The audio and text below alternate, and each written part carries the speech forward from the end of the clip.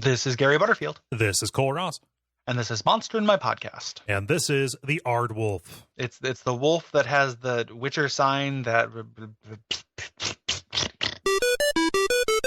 There's a monster in my podcast. Protellus novalis.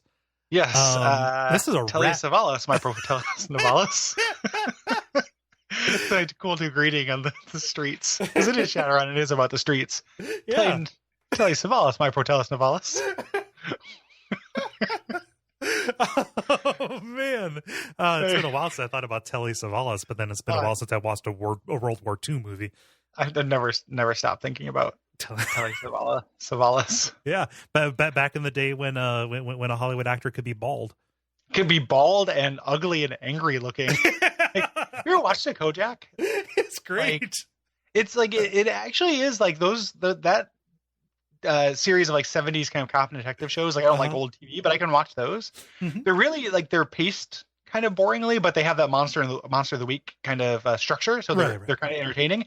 And just how unpleasant the protagonist can be, like makes them kind of fun. Like have you ever watched an Ironsides?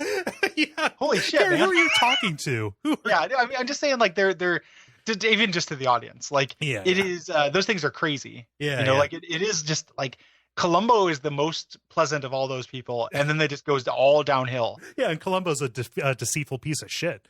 Yeah, he seems like a well-meaning drunk. Like he's a general well-wishing uncle who goes and solves crimes, and he's fine. And then you just go down to where you get Telly Savalas, who's just kind of this misogynistic, angry person with a crumpled up piece of paper for a face. Yep. And then you just kind of move on down to Ironsides. Yep. Anywho, these things have nothing to do with our buddy Protellus novalis. Yeah. Season 1 had like 20 seconds to cloaca talk. This has 20 seconds to basically just Nick and Night chat for 2 minutes. Yeah. It's to be expected. Not that this guy is boring. Right. I think this guy is kind of fun. One thing I want to talk about this book in general is how effective the illustrations are. Oh, they're so good.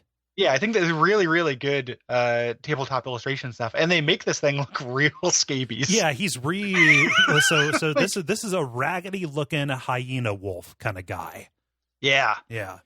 And so check the album art. It's going to be a lot easier for me to get good album art on these bad boys, which is nice. But the art style in this book is this really kind of like detailed black and white line drawing. Yeah, really, really good stuff. Yeah, it's consistent too. It's the same person. Yes.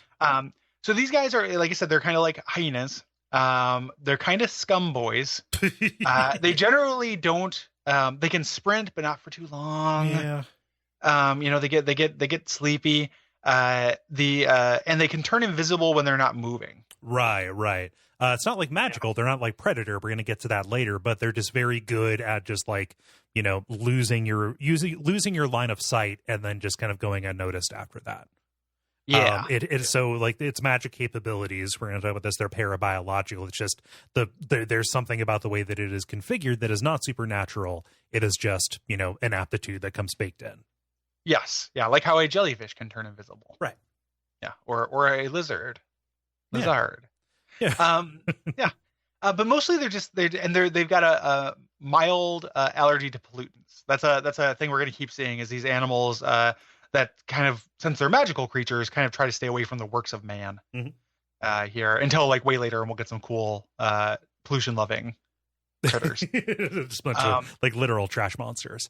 Yeah, yes, there is that garbage Pokemon is a creature in the Shadowrun source book for some reason. So mostly this is just a drooling scaby, like a weeping open sore of an animal. Whoa. Yeah. But like there's nothing about them that is specifically infirm. It just looks like a shabby piece of shit. He looks like a real pathetic. Yeah. Like let's say you're a proud papa. Okay. Fast forward, you've had progeny. Progeny. Okay. Progeny. Okay. And your daughter brings home an Aardwolf. What do you do? You mean like as she brings it home for prom or for prom? Just testing my tolerance here, Butterfield. Yeah. Look who's coming to eat dinner. Look who's coming to eat dinner out of your trash. I mean, if she loves it, we would find a way to make it work. Like if it's a wild animal and it can't be tamed, there's nothing in here about that. Like, he can't be tamed. he's an Aardwolf without a cause, brother. Yeah. Okay. Well, you can't have a wild animal living in your house. Yeah, as you say, and as PETA and and the Southern Poverty Law Center converge on your house. They repel in through the windows to take you down. Brought to you by our backers at patreon.com/duckfeed.tv.